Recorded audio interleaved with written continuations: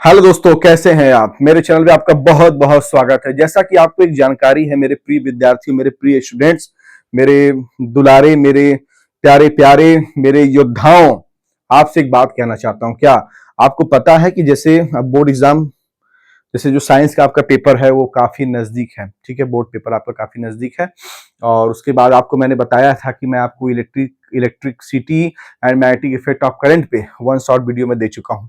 उस one short video से आपके थ्योरी, आपके फार्मूला, आपके डेरिवेशन अंडर कंट्रोल में आ जाएंगे। आप बहुत अच्छा कंफर्ट फील करेंगे।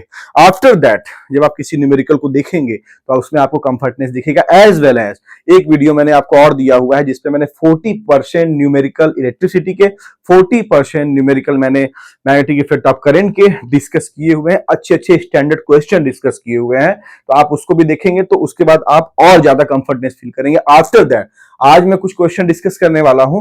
देखिए क्या है कि इस समय ना मैं हर स्ट्रेटेजी में एक बात बोल रहा हूं, पढ़ने से ज्यादा जरूरी है कि क्या छोड़ना है। मैं आपको 20 बहुत सारा पढ़ा के खाली कर दूं तो आप एक बात बताइए, यहां पर अंदर जाना भी तो चाहिए भैया, यहां पर घुसना भी तो चाहिए।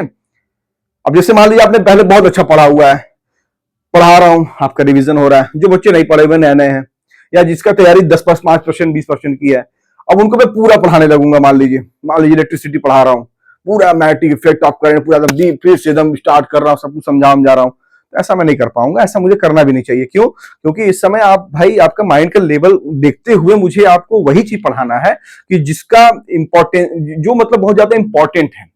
पता चला कि मैं आपको बहुत कुछ पढ़ा रहा हूं और आपके अंदर जा कुछ भी नहीं रहा है, तो एक सादे सब सदे, सब सादे सब जाए कहा गया है। तो इसीलिए मैंने पहले जो पढ़ा दिया है, पहले आपकी तैयारी कैसी है डजंट मैटर। आपकी तैयारी अच्छी है और अच्छा करिए। अगर तैयारी 10-5% की है तो उसको 20-25%, 30% में कन्वर्ट करिए, कम से कम पास हो जाइए।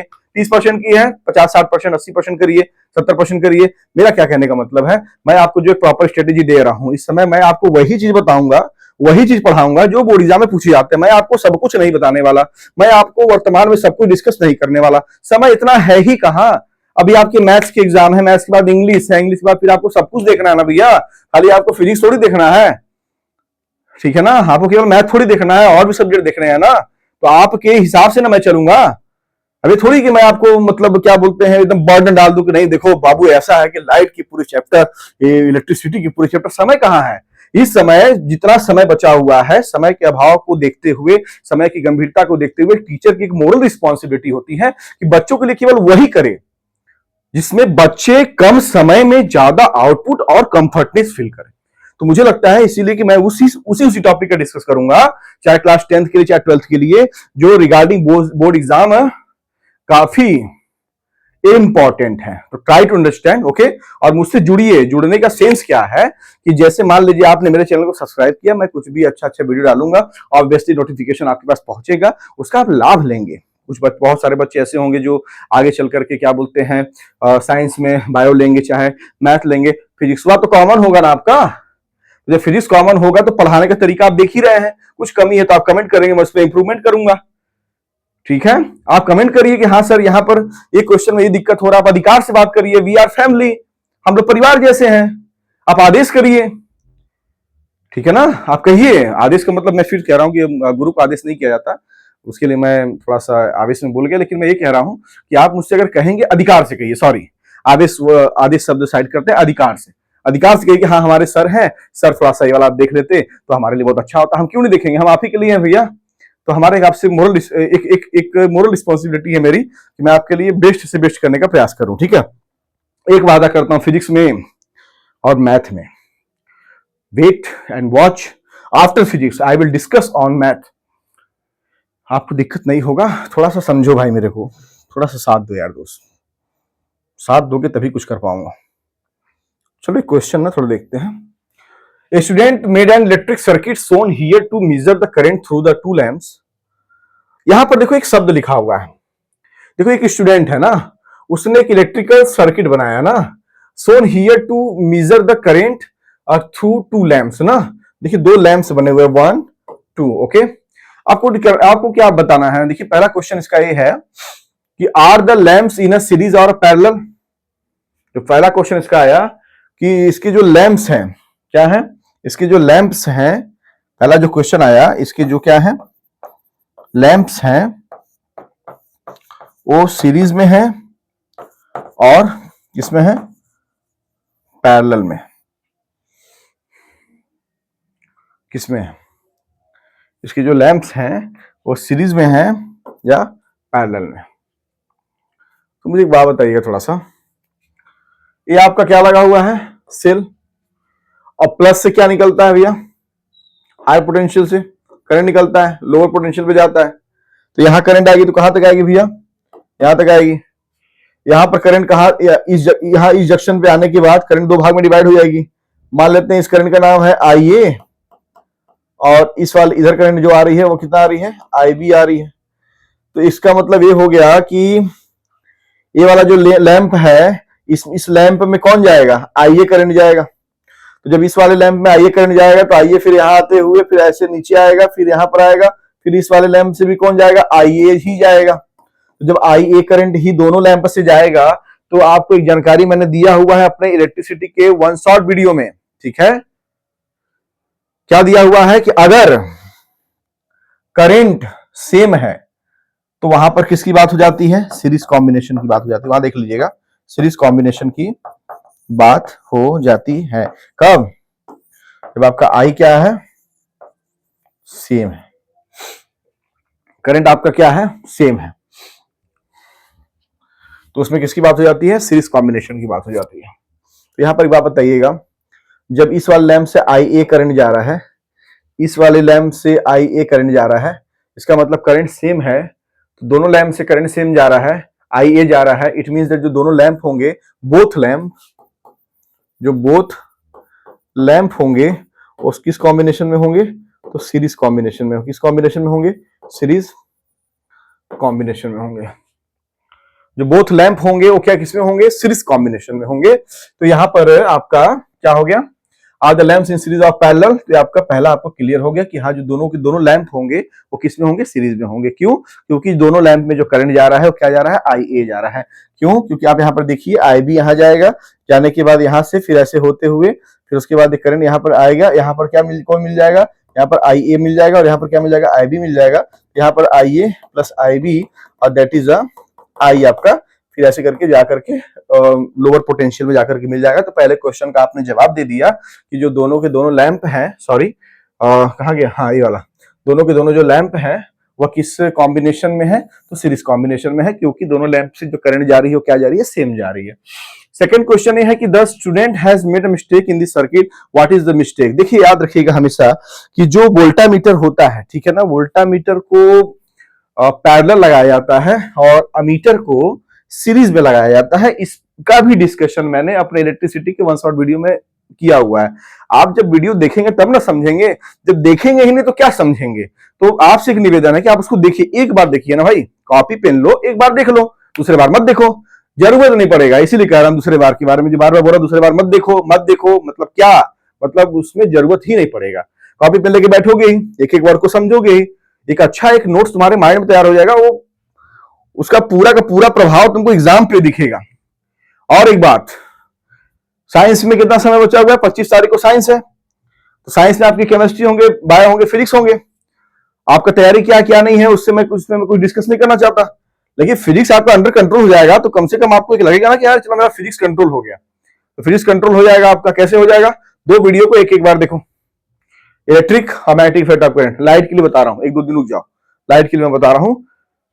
लगभग पेपर से 5 से 6 दिन पहले, 5 दिन पहले मैं आपको लाइट का, मैं आपको एक वन शॉट ना, एक अच्छा वन शॉट, मतलब पूरा एक एक चीज मैं एक्सप्लेन नहीं करूंगा, मैं बोर्ड के एग्जाम की दृष्टि से जो ज्यादा एग्जाम इंपॉर्टेंट होगा मैं उसी टॉपिक को डिस्कस करूंगा, ठीक है। तो यहाँ पर lamp series of parallel, it means that आपका एक जानकारी मिल गया आपको कि दैट इज द लैंप्स, जो दोनों लैंप्स हैं वो किस कॉम्बिनेशन में, सीरीज कॉम्बिनेशन में। After that draw circuit diagram to show the correct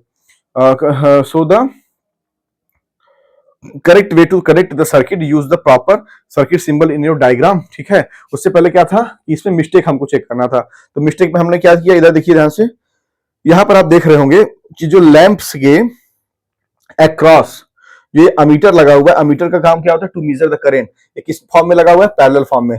sir ने क्या बोला हुआ है, किस फॉर्म में लगाना है, सीरीज फॉर्म में।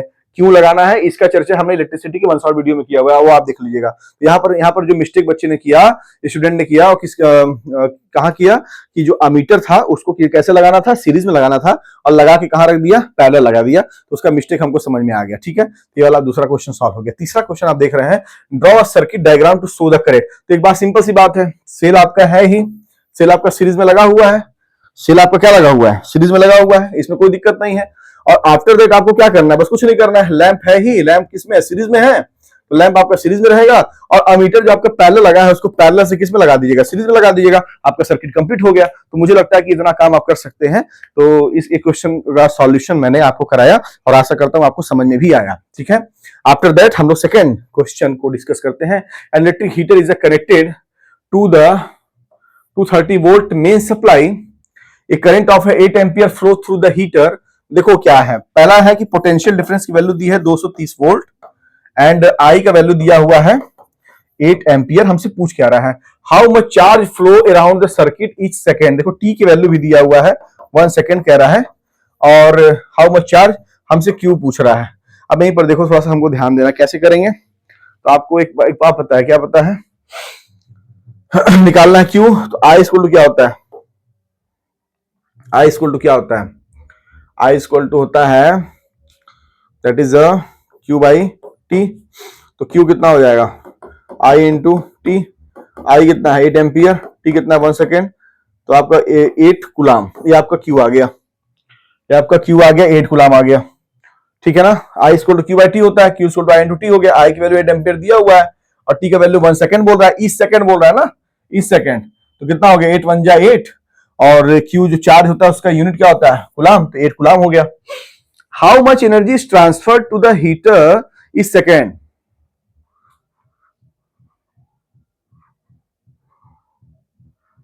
How much energy is transfer to the heater this second. तो टी इक्वल टू 1 सेकेंड ये आपका है ही, और उसके बाद एनर्जी पूछ रहा है।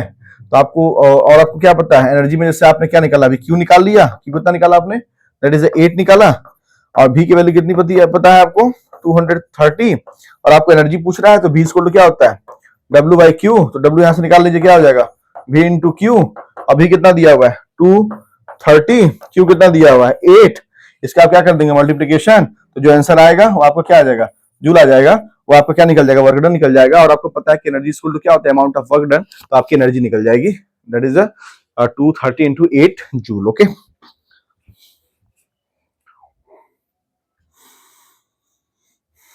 थोड़ा हम लोग डिपेंडेंसी के बारे में आज बात करेंगे, क्योंकि इस पे भी एमसीक्यू मल्टीपल चॉइस क्वेश्चन बनते हैं। डिपेंडेंसी को मतलब ये है, थोड़ा समझिएगा। जैसे एक क्वेश्चन कैसे बनेगा, जैसे मान लीजिए क्वेश्चन बना कि अगर मान लीजिए दो क्या बोलते हैं कॉपर के वायर है, मैं कॉपर ही लेके चलता हूं, ठीक है। दो कॉपर वायर है, first copper wire and second copper wire. तो मान लेते हैं कि पहला जो कॉपर वायर है, ठीक है, जो फर्स्ट कॉपर वायर है उसका लेंथ कितना है, 8 मीटर है। अब क्वेश्चन यह बन गया कि उस कॉपर वायर को थोड़ा और खींच दिया गया, खींचने के बाद उसके लेंथ को कितना कर दिया गया, 10 मीटर कर दिया गया, और उसका क्रॉस सेक्शन एरिया जो पहले था 3 मीटर स्क्वायर था, वो अब कितना हो गया, दैट इज 1 मीटर स्क्वायर हो गया, क्योंकि खींचेगा तो भाई जाहिर सी बात है क्रॉस सेक्शन एरिया कम होगा। अब आपसे क्वेश्चन पूछ रहा है कि उसकी रेजिस्टिविटी क्या होगी, तो आपको ज्यादा माथा पच्ची नहीं करना है, एक जवाब, पहला भी कॉपर वायर ही है और खींचा भी गया तो उसी कॉपर वायर को खींचा गया, ठीक है। तो आप सोचेंगे कि क्या बोलते हैं उसकी रेजिस्टिविटी में कुछ चेंज आएगा, तो उसकी रेजिस्टिविटी में कुछ चेंज आने वाला नहीं है। क्यों, क्योंकि मटेरियल सेम है, मटेरियल सेम है ना। अगर मान लीजिए दो कॉपर वायर है, first copper wire and second copper wire, और पहले कॉपर वायर का लेंथ 8 मीटर है, दूसरे कॉपर वायर का लेंथ 10 मीटर है, और पूछेगा कि इसकी रेजिस्टिविटी क्या है, तो बोल दीजिएगा सेम है। लेंथ से कोई मतलब नहीं, क्रॉस सेक्शन एरिया से कोई मतलब नहीं, उसके रेजिस्टेंस से कोई मतलब नहीं, उसको केवल एक चीज से मतलब है, that is the property of the material. तो आपको समझ में आ गया, ठीक है। अब अगर कोई पूछ दे तुमसे, जैसे मान लो अगर क्वेश्चन पूछ दे, क्या क्वेश्चन पूछ देगा कि भैया ये बताओ कि अगर मान लो जैसे क्या बोलते हैं ये 8 मीटर लेंथ का क्या बोलते हैं एक वायर है, और इसका क्रॉस सेक्शन एरिया, ठीक है ना, एक वायर है और इसका क्रॉस सेक्शन एरिया मान लीजिए देखिए कितना 2 मीटर स्क्वायर है, और कह रहा है कि मान लीजिए क्या कह रहा है, इसके लेंथ को क्या कितना कर दिया गया, 2 टाइम्स कर दिया गया, ठीक है। तो लेंथ को अगर आप 2 टाइम्स करेंगे तो उसका रेजिस्टेंस क्या होगा, इंक्रीज होगा कि डिक्रीज होगा। तो आप एक बात बोलिएगा कि आर इक्वल टू क्या हो गया, रो एल अपान ए, और यहां से क्या मिलता है, R is directly proportional to L हो गया, एल क्या कर दिया गया, इंक्रीज कर दिया गया। जब आर एल को इंक्रीज करेंगे तो आर भी क्या हो जाएगा, इंक्रीज हो जाएगा। इट मीन जो रेजिस्टेंस होगा वो क्या हो जाएगा, इंक्रीज हो जाएगा। अगर आपसे क्वेश्चन यह पूछा जाए कि मान लीजिए किसी वायर को क्या किया गया, किसी वायर को खींचने पर उसका जो क्रॉस सेक्शन एरिया है वह 2 मीटर स्क्वायर से क्या हो गया, 1 मीटर स्क्वायर हो गया, तो बताओ उसके रेजिस्टेंस पे क्या प्रभाव पड़ेगा। तो आप एक बार बताओ, आर इक्वल टू क्या होता है, रो एल अपान ए, और आर और ए का रिलेशन क्या है, इनवर्सली प्रोपोर्शनल वाला रिलेशन है। तो ए क्या हो रहा है, 2 से क्या हो रहा है, 1 हो रहा है। तो जब ए का क्या होगा, डिक्रीज करेगा, तो आर क्या करेगा, इंक्रीज करेगा। तो आपको इस प्रकार की क्वेश्चन पूछे जा सकते हैं, तो उसमें घबराने वाली जरूरत नहीं है। और क्या क्वेश्चन पूछे जा सकते हैं कि सपोज करिएगा अगर किसी वायर से कोई करंट जा रहा है आई, और आई करंट जा रहा है, तो मान लीजिए इस करंट को क्या कर दिया जाए, दुगना कर दिया जाए। तो करंट को अगर दुगना करेंगे तो मुझे बताइए, एच इक्वल टू क्या होता है formula, I square R T. यहां से क्या मिल जाता है आपको, H is directly proportional to I square. ये कब, किसके लिए, आई के लिए है। अब मान लीजिए इसको ले लेते हैं H1। अब H2 में क्या करते हैं, डायरेक्टली प्रोपोर्शनल आई स्क्वायर मतलब हो गया 2 आई स्क्वायर। तो कितना हो जाएगा आपका H2 डायरेक्टली प्रोपोर्शनल कितना हो जाएगा, 4 आई स्क्वायर। और उसके बाद आप यहाँ पर इसको जब सॉल्व करेंगे तो कितना हो जाएगा, that is H1 upon H2 equal to I square upon 4 I square. I square से आई स्क्वायर कैंसिल हो जाएगा, यहाँ से H1 4H1 इक्वल टू कितना मिलेगा, H2 मिलेगा। इट मीन जो H2 आएगा वो H1 का क्या हो जाएगा, 4 टाइम्स हो जाएगा। ठीक है ना, H1 का क्या हो जाएगा, 4 टाइम्स हो जाएगा। कब, जब करंट को क्या कर दिया जाएगा, 2 टाइम्स कर दिया जाएगा। तो इस प्रकार के क्वेश्चन पूछे जा सकते हैं। ठीक है, और जैसे मान लीजिए अगर हम बात करें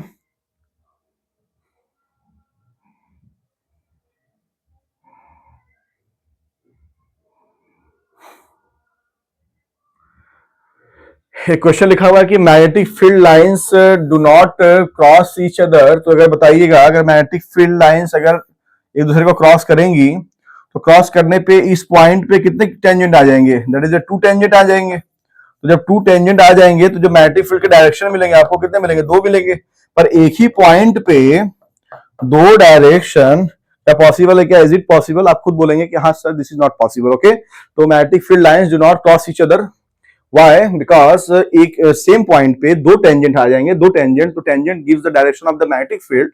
Therefore, at one point, there is a 2 direction of the magnetic field, which is not possible. Therefore, magnetic field lines do not cross each other. Okay? तो magnetic field line जो है चुंबकीय रेखाएं हैं, वह एक दूसरे को क्रॉस इसलिए नहीं करती हैं क्योंकि इसके एक पॉइंट पर क्या है, 2 स्पर्श रेखा खींची जा सकती है, और एक ही बिंदु पर चुंबकीय क्षेत्र की 2 दिशा संभव नहीं है।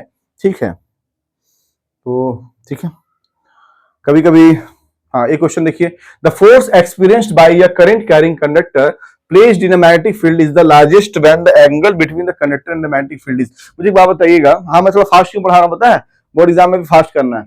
अब वो समय नहीं है कि आप धीरे धीरे आराम से समझ रहे हैं। अब इतना आपका इंटेलेक्चुअल प्रॉपर्टी डेवलप हो गया होगा, इतनी बुद्धिमत्ता, इतना आपका है ना सोचने समझने का क्षमता इतना अच्छा हो गया होगा कि अगर थोड़ा बहुत फास्ट भी है तो उससे कोई फर्क पड़ने वाला आपको नहीं है। The force experienced by a current carrying conductor ना placed in a magnetic field is the largest when the angle between the conductor and the magnetic field. क्या दिया हुआ है, given that is F equal to दिया हुआ है, कितना दिया हुआ है, magnetic field is the largest when the angle between the conductor and the magnetic field. अच्छा, वो एफ आपसे पूछ रहा है कि एफ मैक्स कब होगा, पूछ रहा है आपसे। तो एक बार बताइएगा, फोर्स अगर मान लीजिए कोई करंट कैरिंग कंडक्टर है और कहाँ रखा हुआ है, दैट इज कहाँ रखा हुआ है, मैग्नेटिक फील्ड, कहाँ रखा हुआ है, मैग्नेटिक फील्ड में रखा हुआ है।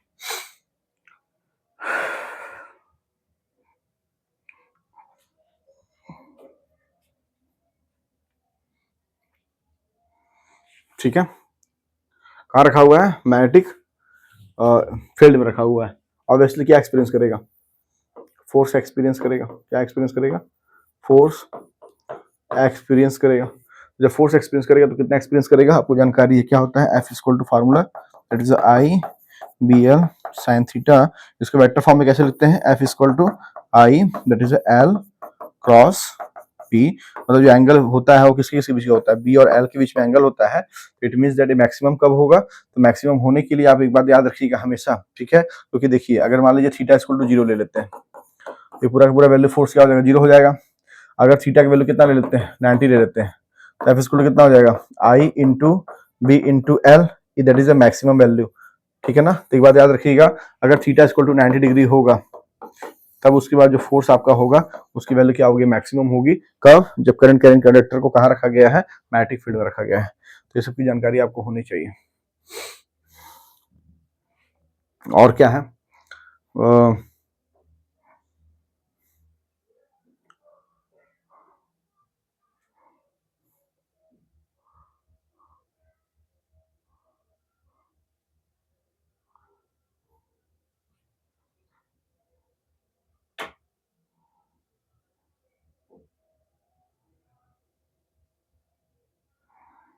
इसमें कुछ क्वेश्चन था यार, क्वेश्चन वहां कहाँ चला गया।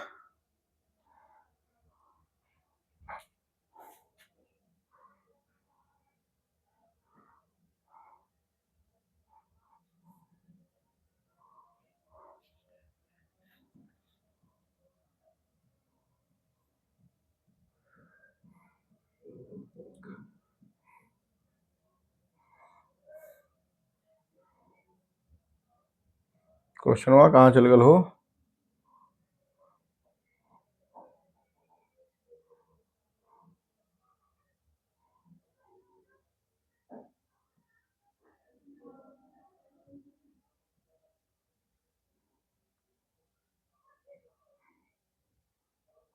थोड़ा बात करें इलेक्ट्रोमैग्नेटिक इंडक्शन पे क्या। तो इलेक्ट्रोमैग्नेटिक इंडक्शन में जैसे कि मैं आपको एक बात बताना चाहता हूं कि जब इलेक्ट्रोमैग्नेटिक इंडक्शन का मतलब क्या होता है, देखिए इसमें एक वर्ड आता है इलेक्ट्रो और प्लस आ गया मैग्नेटिक।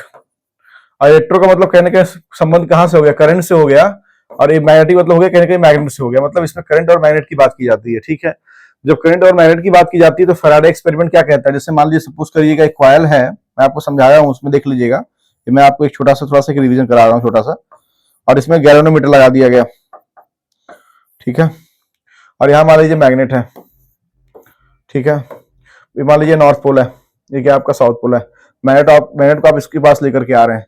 जब आपको पता है कि नॉर्थ साउथ मतलब मैग्नेटिक लाइंस ऑफ फोर्सेस कहाँ, जो मैग्नेटिक फील्ड लाइन है वो नॉर्थ से कहाँ जाती है, साउथ में जाती है, और अंदर में साउथ से नॉर्थ पे जाती है, सब आपको जानकारी है। तो होगा क्या कि जब इसको आप पास लेकर के आएंगे तो जो आपका कॉइल है, कॉइल से गुजरने वाला, जो कॉइल से पास होने वाला जो मैग्नेटिक फ्लक्स होगा उसमें क्या आने लगेंगे, चेंजेस आने लगेंगे। तो जब मैग्नेटिक फ्लक्स में चेंजेस आने लगेंगे तो इसके इस गैल्वेनोमीटर में क्या दिखेगा, डिफ्लेक्शन दिखेगा। इट मींस दैट कि इसमें जो डिफ्लेक्शन, गैल्वेनोमीटर में डिफ्लेक्शन दिखने का क्या मतलब हो गया, इसका मतलब गैल्वेनोमीटर में डिफ्लेक्शन कब दिखता है, जब करंट की प्रेजेंसी होती है सर्किट में। तो इट मींस दैट कि इसके मूवमेंट के कारण इसके अंदर क्या आ गया, एक करंट आ गया, उसको इंड्यूस करंट कहते हैं। ठीक है, उसको क्या कहते हैं, इंड्यूस करंट कहते हैं। उस करंट के कारण ही गैल्वेनोमीटर में क्या दिखा, डिफ्लेक्शन दिखा। अब एक सबसे बड़ा क्वेश्चन ये है कि अगर मान लीजिए इस वाले मैग्नेट के नॉर्थ पोल है, अगर इसको हम पास लेकर के आ रहे हैं, ठीक है, तो यहां पर करंट का जो डायरेक्शन आपको बताना है कि इस कॉइल में जो इंड्यूस करंट आएगा, आईसी इंड्यूस करंट आएगा, उसका डायरेक्शन क्या होगा। तो एक बात याद रखिएगा कि इंड्यूस करंट उसी का अपोज करता है जिसके कारण उसका जन्म होता है। तो इसका जन्म किसके कारण हो रहा है, तो मैग्नेट के पास आने के कारण हो रहा है। क्यों हो रहा है, क्योंकि मैग्नेटिक फ्लक्स में चेंजेस हो रहा है। तो जब ये पास आएगा, ठीक है, और इंड्यूस करंट किसका विरोध करेगा, जिसके कारण वो उसका जन्म हो रहा है, तो जाहिर सी बात है इसके पास आने को वो रोकेगा। तो पास आने को कैसे रोक सकता है, अगर यहां पर भी नॉर्थ पोल बन जाए तो नॉर्थ नॉर्थ क्या होगा, रिपल्सन होगा, तो क्या होगा, वो दूर करेगा, धक्का देगा। तो यहाँ पर नॉर्थ पोल होने के लिए क्या है, तो आपको क्लॉक फेस रूल पता है, क्या पता है कि करंट की डायरेक्शन अगर क्लॉकवाइज है, करंट की डायरेक्शन अगर क्या है, क्लॉकवाइज है, तो वह साउथ पोल जैसा बिहेव करता है। अगर एंटी क्लॉकवाइज है तो वह नॉर्थ पोल जैसा बिहेव करता है। इट मींस दैट कि इसको दूर भगाने के लिए यहाँ पर पोलैरिटी क्या चाहिए, नॉर्थ पोल की चाहिए। तो नॉर्थ पोल के लिए क्या होना चाहिए, एंटी क्लॉकवाइज डायरेक्शन होना चाहिए। तब जाकर के यहाँ पर क्या होगा, नॉर्थ पोलैरिटी आएगी, और नॉर्थ में क्या हो जाएगा, रिपल्सन हो जाएगा। और रिपल्सन होने पर क्या होगा, धक्का मारेगा। क्यों, क्योंकि जो इंड्यूस करंट होता है उसी का अपोज करता है जिसके कारण उसका जन्म होता है। तो इस प्रकार आपने इस कॉइल में इंड्यूस करंट के डायरेक्शन का पता कर लिया। तो इस प्रकार के क्वेश्चन पूछे जाते हैं, इससे बहुत ज्यादा हार्ड और थोड़ी क्वेश्चन पूछे जाएंगे। टीचर को भी पता है कि हाँ भाई बच्चा है और उसको उससे क्या क्वेश्चन पूछना है, कितना पूछना है, कैसा पूछना है, क्या लेवल होना चाहिए।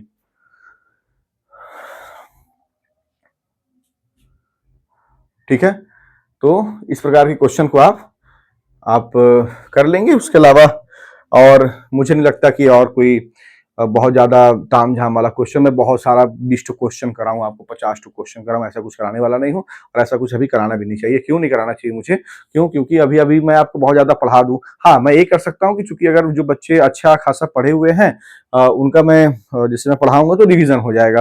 लेकिन मुझे जैसे क्या है ना कि यहाँ पर सब एवरेज लेके चलना है बाबू ना। एवरेज में अच्छे बच्चे जो हैं, जो जिनकी तैयारी आधी है, जिनकी तैयारी कम है, जिनकी तैयारी ऐसी है कि मतलब कहीं वो फेल ना हो जाए, तो इस सबको लेकर सबका पाराक्रम लगाने का प्रयास करना है। तो उसके लिए मुझे क्या करना है? उसके लिए मुझे बस ये करना है इस समय कि मैं आपको वही टॉपिक डिस्कस करूं कि जो आपको कम समय में ज्यादा आउटपुट दे जाए और वर्तमान समय में जो आपके सामने एक युद्ध सामने है, जो एक चुनौती भरा जो सिचुएशन है, उसको आप अच्छे से हंसते हंसते कंफर्टनेस के साथ पार करके चले जाए। ठीक है ना? तो अच्छे से रहिए दोस्तों, पूरा पूरा आपका सहयोग रहेगा और हमेशा सहयोग रहेगा, आज की बात नहीं है। और फिजिक्स की जरूरत नहीं है कि मैथ्स की जरूरत नहीं है कि वो मेरे स्टूडेंट्स को परेशान कर दे। आप कमेंट में खाली अधिकार से कहिएगा, अधिकार से, मैं बार बार बोल रहा हूं, अधिकार से कि सर एक क्वेश्चन नहीं आ रहा, आप कहिए तो। आप कहेंगे उसका आपको रिप्लाई जरूर मिलेगा, थोड़ा देर बाद मिलेगा, 20 मिनट बाद, 2 घंटे बाद, 3 घंटे बाद, जैसे ही खाली रहूंगा मैं उसका रिप्लाई मैं आपको जरूर करूंगा। क्यों? क्योंकि मैं बार बार बोल रहा हूं कि आपसे सब कुछ है, ये मेरे दिमाग में बैठ चुका है, मैं बार बार इस बात को डिस्कस करता हूं कि आपसे सब कुछ है। तो सो प्लीज, ओके। और मेरे चैनल को आप सब्सक्राइब करिए। सब्सक्राइब करने का सेंस है कि जो कुछ भी अच्छा अच्छा चीज डालूंगा वो आपके पास नोटिफिकेशन पहुंचेगा और ऑब्वियसली वो आपके लिए काफी लाभदायक साबित होगा। ठीक है ना? जिस जिंदगी से आप गुजर रहे हो, कभी हम उससे गुजर चुके हैं, इसका मतलब है कि I have more experience than all of my lovely lovely प्यारे प्यारे स्टूडेंट्स। तो after that we will meet in the next video. Jai Hind, जय हिंद।